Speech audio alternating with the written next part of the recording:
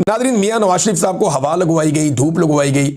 जैसे कि हमारे पंजाब के अंदर या पाकिस्तान के अंदर ख़वातीन नवंबर के महीने में और अक्टूबर के महीने में पुरानी रज़ाइयाँ निकालती हैं पेटियों में से, उनको जनाब धूप लगवाई जाती है, उनके अंदर जो बोश हो वो मर जाए, ज़रा उनको धूप लगवाई जाती है, उनको हवा लगवाई जाती है। इसी तरह नवाज शरीफ साहब को निकाल कर धूप और हवा लगवाई गई, लेकिन जो पुरानी रज़ाइयाँ काम की ना रहें, गल सड़ जाएँ, फिर उनको दोबारा उनकी रुई निकाल के धुन के नई रज़ाइयाँ बनाई जाती हैं। तो मियाँ साहब अब किसी काम के नहीं रहे, क्योंकि मियाँ साहब ने जितना बयानिया बनाया, जब उन्हें धूप में बिठाया गया और उन्हें कहा गया कि जनाब अब आप एक प्रेस कॉन्फ्रेंस करें और आप ज़मीन आसमान के कलाबे में लाएं, तो मियाँ साहब ने इतना झूठ बोला, इतना झूठ बोला।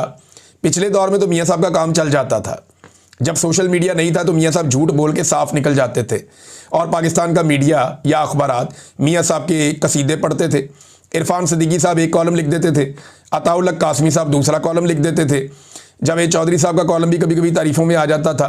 तो बेशुमार लोग मियाँ साहब को खुश करने के लिए कॉलम के अंबार लगा देते थे।